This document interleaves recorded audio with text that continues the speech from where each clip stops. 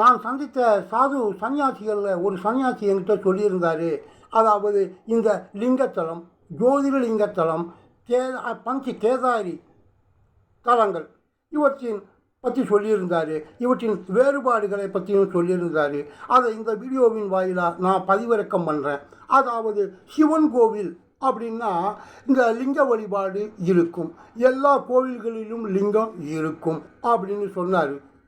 அதாவது லிங்க வழிபாடு இல்லாத ஸ்தலங்கள் 5 இருக்குப்பா அப்படின்னாரு. அதை பஞ்ச கேதார தலம் அப்படின்னு சொல்லுவாங்க அப்படின்னு சொன்னார்.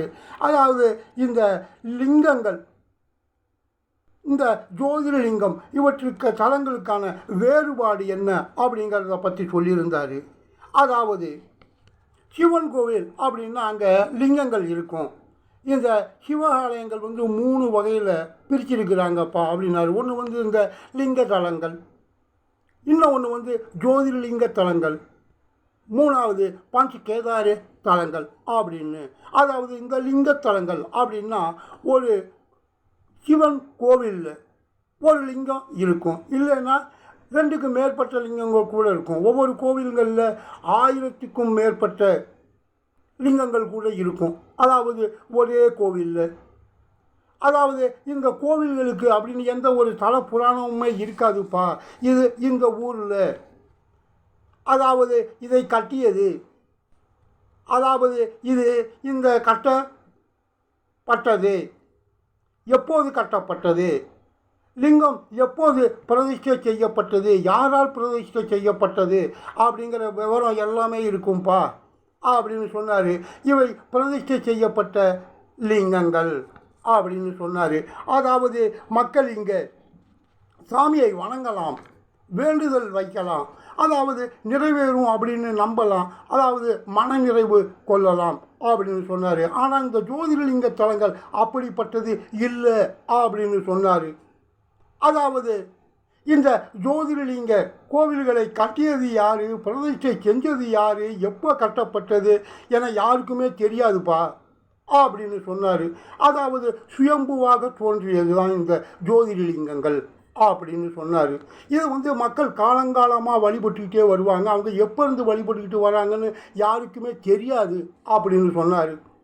இதற்கான பல வரலாறுகள் நிறையா இருக்கும், புராண கதைகள் நிறையா இருக்கும் அப்படின்னாரு. இந்த காலங்காலமாக பல புராண கதைகள், அதாவது இறைவன் இங்குதான் தோன்றினான், இங்குதான் காட்சியளித்தான், இங்குதான் அருள்பாலித்தான் அப்படின்னு நிறையா இருக்கும்பா. அதாவது ஒரு சம்பவத்தை இந்த இடத்தில்தான், இந்த தளத்தில்தான் நிகழ்த்தி காட்டினான் அப்படின்னு காலங்காலமாக மக்கள் நம்பிக்கிட்டு இருக்கிறாங்க, நம்பிக்கிட்டு வருவாங்க அப்படின்னு சொன்னார். அதாவது இங்கே வேண்டுதலை வச்சோம் அப்படின்னுச்சுன்னா கண்டிப்பாக நிறைவேறும் அப்படின்னு நம்பிக்கை உண்டு. அதாவது இதை புனித தலமாக கருதுவாங்க. அதாவது தனது வாழ்நாளில் ஒரு முறை இந்த ஜோதிர்லிங்கத்தை தரிசனம் செய்ய வேண்டும் அப்படின்னு ஒவ்வொருத்தரும் எண்ணுவாங்க அப்படின்னு சொன்னார். அதுக்கப்புறமேல் அவர் சொன்னார், இந்த இது மட்டும் இல்லைப்பா அப்படின்னு சொன்னார். அதாவது இந்த தலத்தை பற்றி புராண கதைகள் பல, பாடல்கள் பல, இந்த இடம்தான் அந்த ஸ்தலம் அப்படின்னு சுட்டி காட்டி இருக்கும் அப்படின்னாரு. அதாவது அந்த பாடல்கள், புராண கதைகள் இதை கிளியர் கட்டாக சொல்லியிருக்கும்பா. அதாவது அது இந்த இடம்தான் அந்த ஜோதிர்லிங்கத்தினுடைய அமைவு இடம், இந்த ஊரில் தான், இந்த மலையில் தான், இந்த நதியில் தான், இந்த கடலில் தான், இந்த வனத்தில் தான் என புவியியல் தன்மையோடு, அதாவது புவியியல் பூர்வமாக சரியான தலத்தை சொல்லியிருக்கும் அப்படின்னு சொன்னார். இப்படிப்பட்ட ஜோதிர்லிங்க தலங்கள் 2 வகையாக பிரிக்கிறாங்கப்பா அப்படின்னா. 2 வகை இருக்குப்பா இந்த ஜோதிர்லிங்க தலத்திலேயே அப்படின்னாரு. அதாவது அதிகப்படியாக தோன்றிய இடம், இறைவன் அதிகப்படியாக தோன்றிய இடம், அதிகப்படியாக காட்சியளித்த இடம், அதிகப்படியாக அருளை வாரி வாரி தந்த இடம், அதிகப்படியாக ஒரு நிகழ்வை நடத்தி காட்டிய இடம் அப்படின்னு ஒரு இடம். இறைவன் சற்று குறைவாக தோன்றிய இடம், குறைவாக காட்சியளித்த இடம், அதாவது குறைவாக அருளை தந்த இடம், சற்று குறைவாக நிகழ்வை நடத்திய இடம் அப்படின்னு 2 வகையாக பிரிக்கிறாங்கப்பா அப்படின்னாரு. இந்த அதிகப்படியான தோன்றிய, காட்சியளித்த, அருள்பாலித்த, நிகழ்வுகளை நடத்திய இடங்கள் அப்படின்னு 12 தலங்களை சொல்கிறாங்க. இந்த 12 ஜோதிர்லிங்க தலங்கள் சற்று குறைவாக தோன்றிய இடம், காட்சியளித்த இடம், அதாவது அருள் பாலித்த இடம், நிகழ்வை நடத்திய இடம் அப்படின்னு ஒரு 84 ஜோதிர்லிங்க தலங்களை பற்றி சொல்கிறாங்க அப்படின்னு சொன்னார். இந்த 12 ஜோதிர்லிங்க தலங்கள் எங்கெங்கே இருக்குது அப்படின்னா, ஒன்று சோமநாத் குஜராத்தில் இருக்குது, இன்னொன்று மல்லிகார்ஜுன் ஆந்திராவில் இருக்குது, அதாவது ஸ்ரீசைலத்தில். அதாவது இந்த ஸ்ரீசைலத்தில் இருக்கக்கூடிய மல்லிகார்ஜுன் ஜோதிர்லிங்க தலத்திலே தான் இந்த சக்தி பீடமும் இருக்குப்பா அப்படின்னாரு. அதாவது சக்தி பீடமும் சிவபீடமும் ஒன்றாக அமைந்த தலம் இந்த மல்லிகார்ஜுன் ஜோதிர்லிங்க தலம் அப்படின்னு சொன்னார். அதுக்கு அடுத்து இந்த மகா காலேஸ்வரர் ஜோதிர்லிங்கம், இது மத்திய பிரதேசத்தில் இருக்குது. இந்த ஓம்கார் ஜோதிர்லிங்க தலம், இதுவும் மத்திய பிரதேசத்தில் தான் இருக்குது. 5வதா இந்த கேதாரிநாத் ஜோதிர்லிங்க தலம், இது உத்தராகண்டில் இருக்குது. 6வதா இந்த பீம் சங்கர், இது அசாமில் இருக்குப்பா அப்படின்னாரு. அதாவது இந்த பீம் சங்கர் ஜோதிர்லிங்கம் கோவிலே கிடையாது, கோவில் இல்லாத ஒரு ஜோதிர்லிங்க தலம் எதுரா அப்படின்னா இந்த பீம் சங்கர் ஜோதிர்லிங்கம் தான். அதாவது ஆசாமில் இருக்குது. இது நதி, அதாவது ஆற்றின் நடுவே திறந்த வெளியில் இருக்குப்பா. இதுக்குன்னு எந்த ஒரு கோவிலும் கிடையாதுப்பா. மற்ற எல்லா ஜோதிர்லிங்கங்களுக்கும் கோவில் இருக்குது, இதுக்கு மட்டும் கோவில் இல்லை அப்படின்னாரு. அதுக்கப்புறம் 7வதா முக்தீஸ்வரர், இது காசி யூபியில் இருக்குது அப்படின்னு சொன்னார். 8வது வைத்தியநாத் ஜோதிர்லிங்கம், இது ஜார்க்கண்டில் இருக்குது அப்படின்னாரு. இந்த 9வது நாகேஸ்வர் ஜோதிர்லிங்கம், இது குஜராத்தில் இருக்குது அப்படின்னு சொன்னார். அடுத்து 10வதா திரும்பரேஸ்வரர், இதுதான் மகாராஷ்டிராவில் இருக்குப்பா அப்படின்னாரு. இந்த ஸ்தலத்துக்கு வரலாறு என்ன அப்படின்னு சொன்னால், விநாயகர் இங்கே தான் பிறந்தார் அப்படின்னு சொல்கிறாங்கப்பா இந்த திரும்பகேஸ்வரர். அடுத்து 11 ராமேஸ்வரர் ஜோதிர்லிங்கம், தமிழ்நாட்டில் இருக்குப்பா. அதுக்கு அடுத்து கிருஷ்ணேஸ்வரர் ஜோதிர்லிங்கம், இதுவும் மகாராஷ்டிராவில் தான் இருக்குது அப்படின்னு சொன்னார். அதாவது இந்த 5 ஜோதிர்லிங்க தலங்கள், இந்த 12 ஜோதிர்லிங்க தலங்களில் இந்த அதிகப்படியாக இறைவன் தோன்றிய இடம், காட்சியளித்த இடம், அருளை வாரி வழங்கிய இடம், மக்கள் காலம் காலமாக வழிபாடும் ஜோதிர்லிங்க தலங்கள், அதாவது புராண கதைகள், பாடல்கள் கூறுகின்ற சரியான இடம் சரியாக 12 தலங்களில் மட்டும்தான் இருக்கா அப்படின்னா கிடையாது அப்படின்றாரு. அதாவது ஒரு 5 ஸ்தலங்களில், அதாவது 1 இந்த வேதுநாத் ஜோதிர்லிங்கம், 2 இந்த பீம் சங்கர் ஜோதிர்லிங்கம், இந்த 3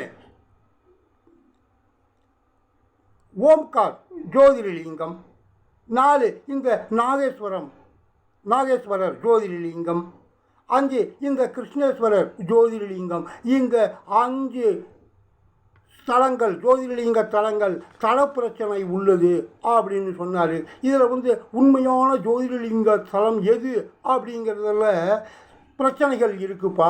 ஒவ்வொருத்தரும் அவங்கவுங்க பகுதியில் இருக்கிற ஜோதிர்லிங்கம் இதுதான் உண்மையான ஜோதிர்லிங்கம் அப்படின்னு சொல்லிக்கிட்டு இருக்கிறாங்கப்பா. இந்த பிரச்சனைகள் இருக்குது அப்படின்னு சொன்னார். ஒரு 5 ஜோதிர்லிங்க தலங்களில் அப்படின்னாரு. அதாவது இந்த வேதுநாத் ஜோதிர்லிங்கம், இது மகாராஷ்டிராவில் பார்லின்ற ஒரு இடத்துல இருக்குது.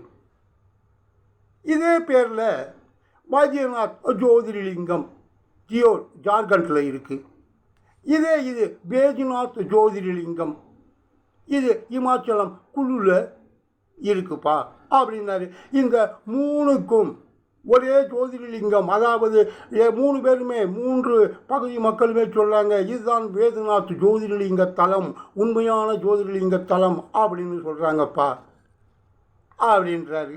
அதே மாதிரி இந்த ஓம்காரேஸ்வரர் ஜோதிர்லிங்கம் மத்திய பிரதேசத்தில் இருக்குது. அதே மத்திய பிரதேசத்திலேயே இன்னொரு ஜோதிர்லிங்கம், அதாவது அம்லேஸ்வர் அப்படிங்கிற ஜோதிர்லிங்க ஸ்தலம் இருக்குது.